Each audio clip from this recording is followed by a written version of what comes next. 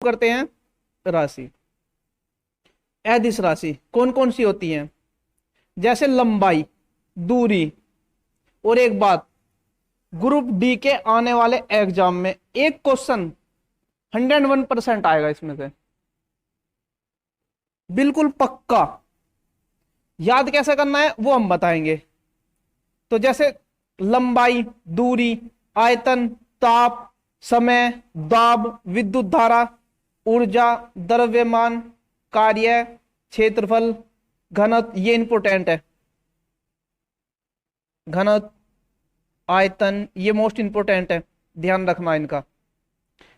उष्मा, विशिष्ट उष्मा, विद्युत धारिता, विभव, शक्ति। ये विभव भी मोस्ट इंपोर्टेंट है भाई। विभव और आवेश भी होगा एक, विभव भी है और आवेश भी है। आवेश भी अदिश राशि होती है। आवर्ती, घनत्व दोबारा आ गया, विद्युत फ्लक्स, चुंबकीय फ्लक्स और विद्युत धारा। इस पे ध्यान देना है विशेष, इस पे भी ध्यान देना है। विद्युत धारा आदि, विद्युत धारा आदि। तो समझ में आया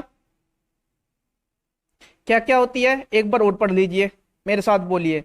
लंबाई, दूरी, आयतन, ताप, समय, दाब, विद्युत धारा, ऊर्जा, द्रव्यमान, कार्य, क्षेत्रफल, घनत्व, उष्मा, विशिष्ट उष्मा, विद्युत धारिता, शक्ति, विभव, आवर्ती, घनत्व, विद्युत फ्लक्स, चुंबकीय फ्लक्स और विद्युत धारा आदि।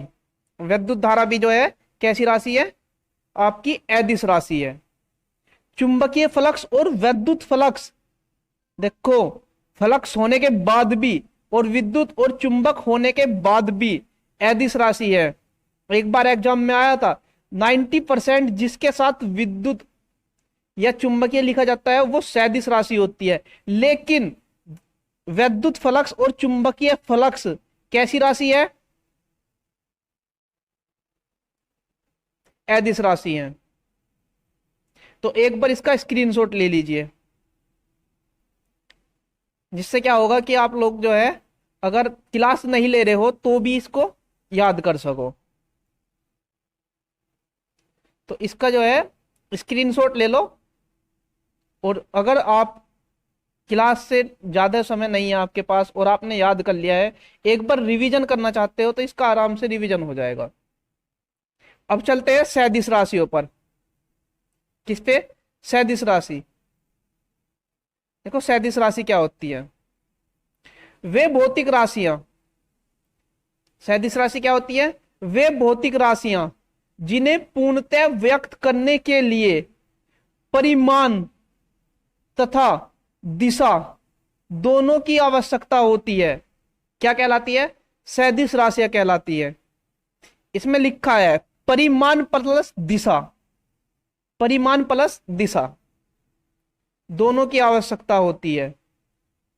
क्या कहलाती है? भौतिक राशियां, सॉरी, सदिश राशियां कहलाती है। जैसे उदाहरण में समझिए, जैसे जैसे बल। अब बल कहा है, देखो उसमें इसमें जनरली बल कह दिया। बल का मतलब कैसे लेंगे अब हम? बल यानी कि गुरुत्वीय बल, चुंबकीय बल या फिर घर्षण बल, जो भी बल होगा, अब क्या होगा आपका? वो सब क्या होंगे? सदिश राशि होगी। जैसे वैद्युत बल, प्रणोद बल, उत्प्लावन बल, ये सब क्या होगा? गुरुत्वाकर्षण बल।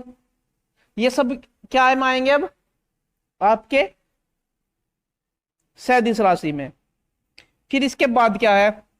वेग, आवेग, संवेग, प्रवणता। अब प्रवणता कौन सी प्रवणता? चाहे आप वेग प्रवणता ले लो, ताप प्रवणता ले लो, विभव प्रवणता ले लो, कोई सी भी प्रवणता ले लो, उसमें क्या होगा? कैसी राशि आएगी? सदिश राशि आएगी। कैसी राशि आएगी? सदिश राशि आएगी। विस्थापन, चुंबकीय द्विध्रुव आघूर्ण, विद्युत द्विध्रुव आघूर्ण, विद्युत क्षेत्र, चुंबकीय क्षेत्र, धारा घनत्व, भार, बलाघूर्ण, गुरुत्वीय वेग, कोणीय विस्थापन। कोण तो मैंने बताया था, कोण कैसी राशि है, सदिश राशि है, तो कोण के साथ लगाओगे कोण विस्थापन, कोणीय वेग, ये सब क्या आएगा, जिसके साथ रेखीय वेग आएगा तो भी क्या होगा, रेखीय वेग। अब क्या है, चुंबकीय द्विध्रुव आघूर्ण, चुंबकीय द्विध्रुव आघूर्ण। फिर क्या है, चुंबकीय फ्लक्स घनत्व। अब इस पे देख लो एक बार, चलो समझाऊंगा बाद में। एक है परनोद, क्या है, परनोद। अब ये परनोद क्या है, ये आपकी समझ में नहीं आया होगा,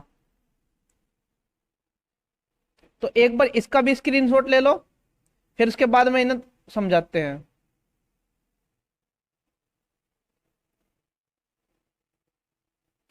अब समझिए क्या होता है अदिश राशि और सदिश राशि की पहचान कैसे करते हैं।